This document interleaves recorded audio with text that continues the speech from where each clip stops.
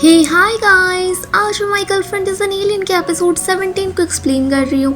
Episode की शुरुआत वहीं से होती है। साउची पकड़ी जाती है फेंग और जियान के सामने। फेंग यहाँ पर साउची से पूछता है कि वो यहाँ पर आई तो आई कैसे। चैंग साउची पर बहुत ही गुस्सा हो जाती है कि उसकी हिम्मत कैसे हो गई ब्रेकअप के बाद भी उसके यहाँ पर आने की। पर फेंग जियांग को रोकता है और कहता है कि वो साउची से खुद ही बात करेगा। वो उसे बताता है कि जरूर जब वो नहीं होगा तो वो यहाँ पर आ गई होगी। साउची बहुत ही हैरान थी क्योंकि वो उसे खुद भी नहीं पता था कि वो कब फेंग के घर पर पहुँच गई है। वहीं इधर ली से उसकी माँ जान जाती है कि साउची और फेंग का ब्रेकअप हो गया है, तो वो इस बात का फायदा उठाने का सोचती है। वो सीधा रेस्टोरेंट पहुँचती है साउची से मिलने के लिए। यहाँ वो साउची को लालच देने की कोशिश करती है कि वो फेंग के राज के बारे में उसे बता दे और इसके बदले वो उसे बहुत ही पैसे देगी। फेंग का नाम सुनते ही साउची की पावर्स अनकंट्रोल होने ही वाली थी, तो वो उसे रोकने के लिए कह देती है कि वो उसकी मदद करेगी। जिसके बाद वो इस बात को बताने के लिए फेंग से मिलना चाहती थी और फेंग के पास पहुंचती है, पर फेंग उसकी बात सुनने को तैयार ही नहीं था। वो बहुत ही कोशिश करती है पर फेंग उसकी बात बिल्कुल भी नहीं सुनता। तो वो थक कर घर आ जाती है, जहाँ मिस चाय उसे प्यार की परिभाषा समझाती है कि चाहे कुछ भी हो जाए उसे फेंग का साथ देना होगा और उसका ये प्यार अनकंडीशनल होना चाहिए। जिसके बाद साउची फेंग के फादर से मिलने पहुंचती है, जहाँ पर उसकी सौतेली माँ भी थी। यहाँ पर वो ऐसा दिखाती है कि वो पैसे के लालच में फेंग के पीछे पड़ी थी।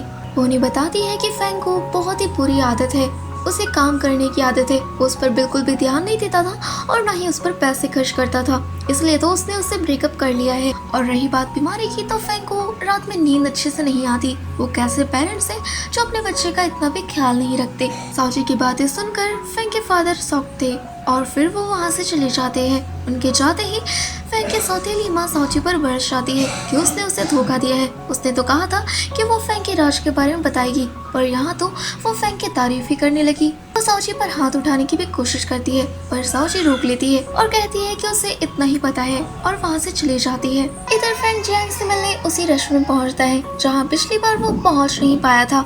जियांग और फेंग आपस में बातें करते हैं।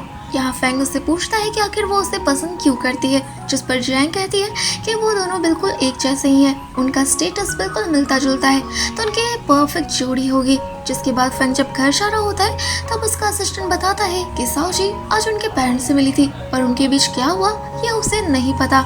इधर साउची जब ऑफिस पहुंचती है और वो जस्ट बैठी ही थी कि वहाँ फेंग आ जाता है, जो उसका हाथ पकड़कर नीचे ले आता है और उससे पूछता है कि उसने उसके फादर को क्या बताया। साउची यहाँ कहती है कि उसने उसे कुछ नहीं बताया, बल्कि उसकी मदद की है, ये कहते हुए कि वो एक बहुत ही लालची लड़की है। पर फेंग उसके बात पर बिल्कुल भी यकीन नहीं कर रहा था और वहाँ से चला जाता है। साउची उसके पीछे पीछे जाती है और उसे समझाने की कोशिश करती है, जिससे गुस्सा होकर फेंग अपने गार्ड्स को बुलाकर साउची को वहाँ से बाहर निकलवा देता है। इससे साउची को बहुत ही ज्यादा बुरा लगता है। जिसके बाद फेंग अपने फादर से मिलने घर पहुँच जाता है, जहाँ उसके फादर कहते हैं कि उसने उससे झूठ क्यों कहा कि उसे सोने में दिक्कत हो रही है, अगर उसे रेस्ट चाहिए तो वो रेस्ट ले सकता है। ये सुन फेंग को बहुत ही अच्छा लगता है, क्योंकि आज से पहले उसके पिता ने उसकी बिल्कुल भी केयर नहीं की थी। यहाँ फेंग को गिल्ट महसूस होता है कि उसने साउची को इतना बुरा कह दिया और उसे डांट भी लगा दी। वो सीधा रेस्टोरेंट पहुँचता है साउची से मिलने के लिए। मिस चाय से बताती है कि साउची अंदर ही है तो वो मिल सकता है, पर फेंग अपना मन बदल लेता है और वहाँ से चला जाता है। तभी वहाँ साउची पहुँचती है और कहती है कि उससे फेंग के बारे में बिल्कुल भी बात नहीं करनी और अंदर चली जाती है। अब अगली सुबह इतना सब कुछ होने के बाद भी साउची तैयार होकर ऑफिस पहुँच जाती है। लियू से कहता है कि ये सब कुछ हो रहा है, उसे अभी ऑफिस नहीं आना चाहिए बल्कि घर में रहना चाहिए, पर साउची कहती है कि उसने कोई भी गलत काम नहीं किया, तो उसे डरने की कोई जरूरत नहीं है और वो बहुत ही स्ट्रांग है। साउची अंदर आ जाती है, तभी उसका सामना फेंग से होता है।